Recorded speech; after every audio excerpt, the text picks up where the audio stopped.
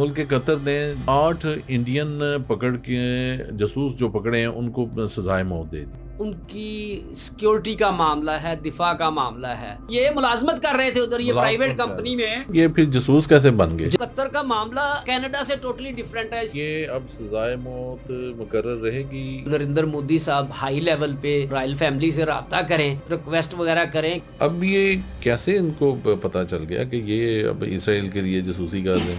उनके पास देखें वो शवाहिद हैं। तो इसी तरह कतर ने भी तो अपनी सिक्योरिटी करनी है ना। अच्छा शेख साहब, देखें अब कतर की अदालत ने तो फैसला सुना दिया, अब उनके पास क्या ऑप्शन रह जाएगी? देखिए जी, ये अभी उनकी लोअर कोर्ट ने फैसला सुनाया। ओमानी अफसर था जो, उसका क्या बना? कंपनी का मालिक था, लेकिन अच्छा। हो सकता है उसके खिलाफ कोई सबूत ना हो।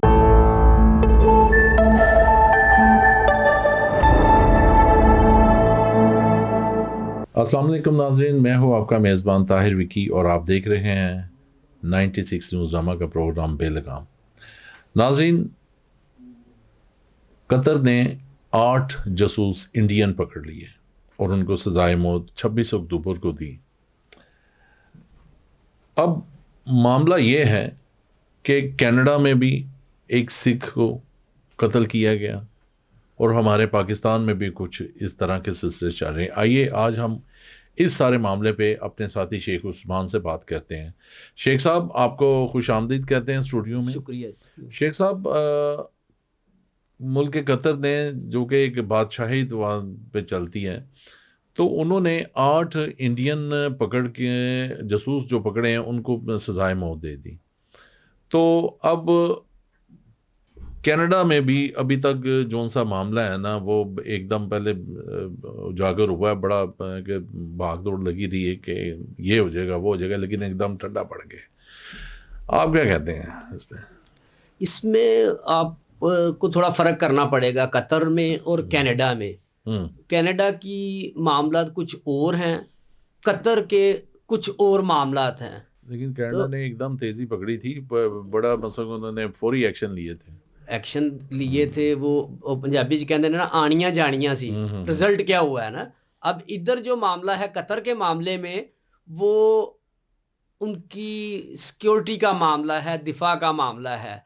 अगर इसको आप इस मामले को समझना चाहते हैं तो वो ये मामला कुछ इस तरह है कि कतर जो तकरीबन 1916 में इधर अपना ब्रिटिश रूल था ना, जी गोरे करते थे, इनका ज्यादातर कारोबार वो कोई माहीगिरी फिशिंग वगैरह था। फिर उसके बाद इधर तेल निकल आया कतर में तकरीबन 39 में इधर ऑयल निकल आया। और ये बेसिकली ज़ेर इंतजाम ब्रिटिश रूल के था ना। वक्त गुजरता गया, 1971 में ब्रिटिश उधर से चले गए, कतर को आजादी मिल गई। तो उसी साल ही कतर को एक और बड़ा खजाना हाथ आया। वो उधर से गैस के जखायर जो है ना, वो बहुत ज्यादा दरियाफ्त हुए। एकदम ही इसमें ना वो क्या कह सकते हैं, बहुत तरक्की पजीर होना शुरू हो गया। वो नेचुरल उनको जराए मिल गए ना। इसमें आप देखें कि कोई इंडस्ट्री ने तरक्की नहीं की, तेल निकल आया बना बना, जिस तरह अरब ममालिक के साथ हुआ है। तो अब उधर जो मामला थे, चूंकि कतर कोई इतना बड़ा मुल्क नहीं है, आज भी उसकी जो पॉपुलेशन है वो तकरीबन 26 लाख है। 26 लाख की आबादी में से भी ओरिजिनल जो कतरी हैं वो तकरीबन 3.5 लाख हैं। बाकी सब गैर मुल्की हैं। अब जो बात आपने की, अच्छा उधर मामला क्या हुआ कि इसमें ये जो 8 लोग पकड़े गए हैं इंडियंस, तो ये सारे कोई नेवी के अफसरान थे, इंडियन नेवी से रिटायर्ड थे। अच्छा। और इधर की एक प्राइवेट कंपनी थी, एक ओमानी थे, किधर की प्राइवेट कंपनी थी? ओमान की।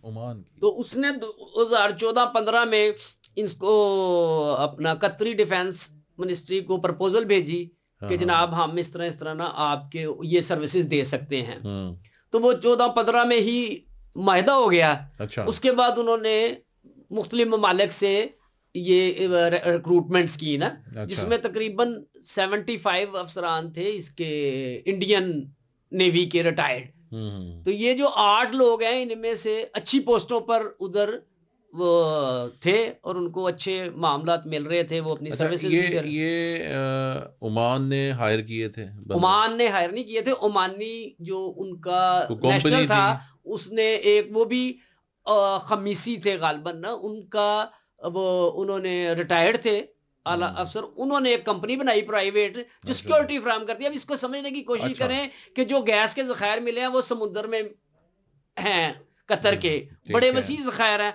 अब उनकी सिक्योरिटी के मामला दरपेश रहते थे कतर को, अच्छा अच्छा कभी अच्छा, लाइन पे ये हमला हो ये गया। ये जो 8 पकड़े गए हैं जासूस, ये इस सिलसिले में गए थे या वो जासूसी नहीं नहीं नहीं नहीं, ये मुलाजमत कर रहे थे उधर, ये प्राइवेट मुलाजमत कर रहे? कंपनी में तो ये फिर ये सर्विसेज दे जासूस रहे। नहीं, तो शेख साहब ये फिर जासूस कैसे बन गए? जासूस इस तरह बन गए कि वो उनको ज़ाहिर बात है अपने दिफा के लिए मुख्तलिफ चीज़ों की ज़रूरत पड़ती है। तो ये कोई एक इटालियन कंपनी है, उसके साथ मेरीन का सौदा हुआ, सब मेरीन का, अच्छा आप अच्छा। दो उसका जो लेटेस्ट थी। अब हम्म, कतर कतन भी नहीं चाहता कि उनके मामलात की खबर इसराइल को मिले।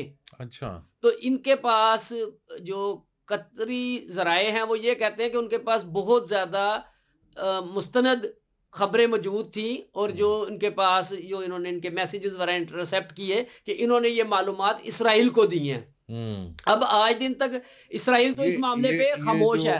इंडियन जासूस थे इन्होंने इसराइल को दिए? इंडियन जासूस नहीं थे, नेवी में थे, उनके ऊपर मुबीना तौर पर इल्जाम लगाया गया कि इन्होंने इसराइल के लिए जासूसी की है, इसराइल के लिए इसराइल को जासूसी की है। मालूमात दी है ठीक। कतर की हम्म। इस अपना माहिदे के बारे में। अच्छा। तो अब इनको गिरफ्तार किया गया था अगस्त 2022 में। उसके बाद अभी जो हमारे इधर जिस तरह होता है कि छोटी अदालतें होती हैं, फिर उसके बाद हाई कोर्ट आ जाता है, सुप्रीम कोर्ट आ जाता जी है। जी अभी जी। ये फर्स्ट स्टेज पे अदालत ने समाअत करके ये 26 अक्टूबर को इनको सजाए मौत सुनाई है। तो इसमें इंडियंस को बहुत बड़ी नाकामी का सामना करना पड़ा है। पूरा इन्होंने जोर लगाया है कतरी। अब वो कतर का मामला कनाडा से टोटली डिफरेंट है, इसकी जो जोग्राफियाई हालात भी हैं वो भी कुछ और है, और कतर से बड़ा कुछ इंडिया को जाता है जिसमें गैस और पेट्रोलियम मसनूआत भी शामिल है। इंडिया से कम आता है, लेकिन ये ज़हन में रखें आपके इंडिया ये 26 लाख की आबादी वाले मुल्क में जिसमें 3-3.5 लाख एक्चुअल कतरी हैं, 7 लाख इंडियन उधर रहते हैं। अच्छा।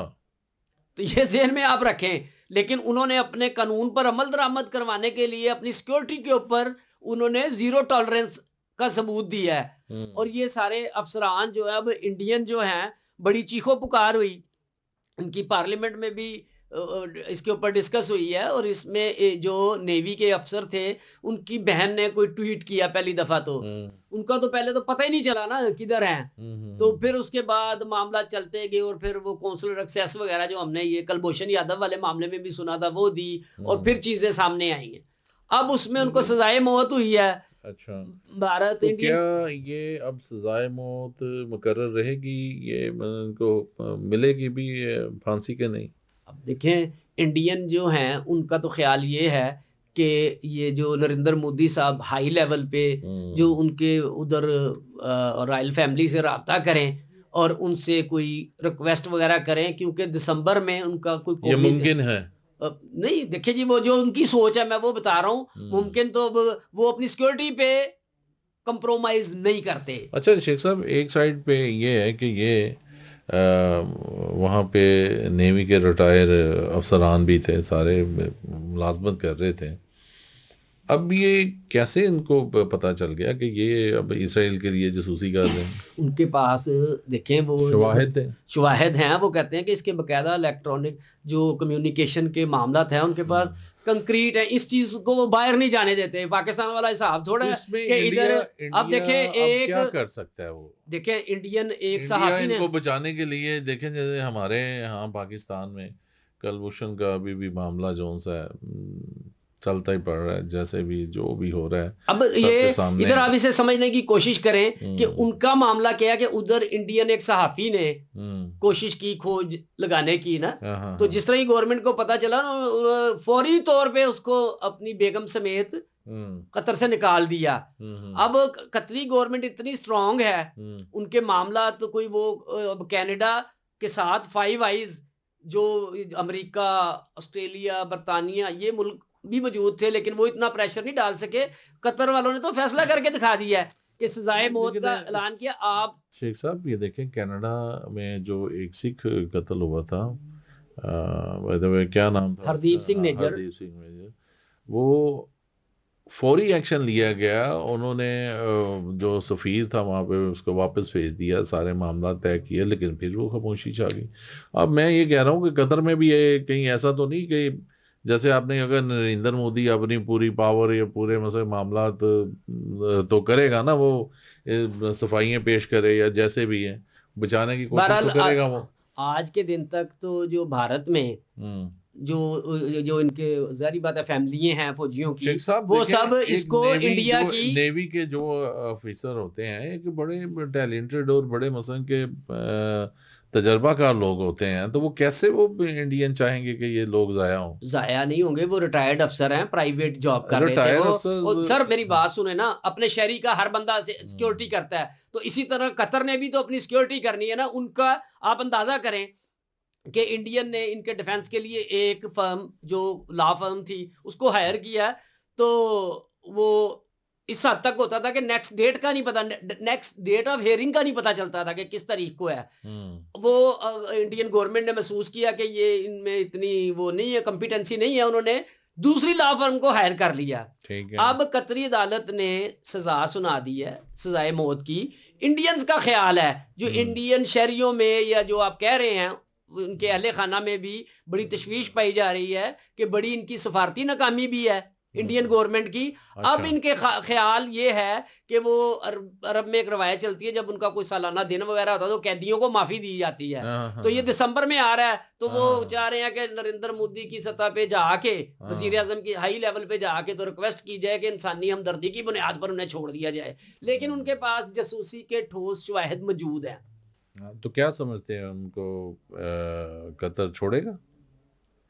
देखें जी, ये तो कतरी गवर्नमेंट ये उनके वो उनका अपनी ये जो सबमरीन ले रहे थे ना, ये बड़ी इससे उनकी सिक्योरिटी बहुत ज्यादा महफूज होनी थी, जिसका वो कतन भी नहीं चाहते थे कि इसराइल को इल्म हो।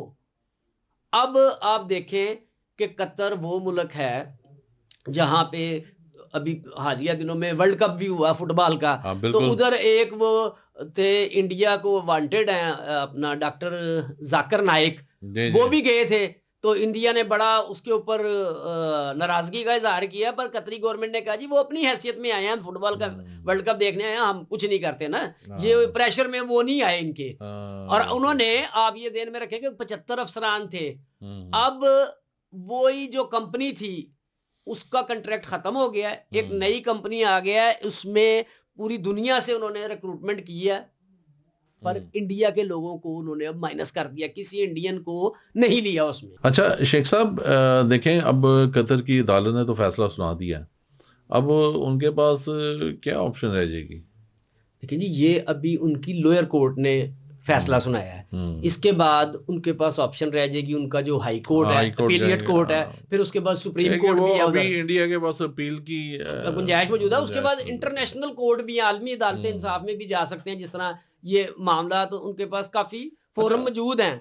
अच्छा शेख साहब, ये आप देखें कि जो कनाडा का मामला एकदम से स्टक हो गया है, कुछ इसके बारे क्या कहेंगे आप? एकदम बड़ा, एकदम सारे एक्शन हुए फिर क्लोज हो गया।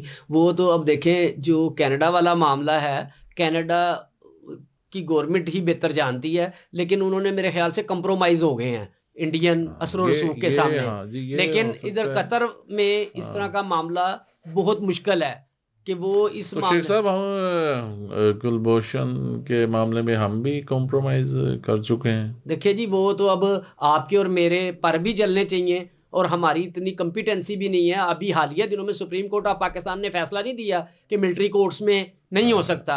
हुकूमत पाकिस्तान संजीदगी से गौर कर रही है इसके खिलाफ अपील में जाने के लिए, क्योंकि अब देखें ना कि जो पॉलिटिकल मामला थे उसको आप देखें तो ठीक है जी, फौजी अदालतों में नहीं, आम शहरियों का, लेकिन इस कानून की वजह से अब जो ये फैसला दिया गया, इसकी वजह से कुलभूषण को भी फायदा होगा। अच्छा शेख साहब, ये बताएं, जो ओमान ने ये सारे कॉन्ट्रैक्ट पे लिए, ओमानी अफसर था जो, उसका क्या बना?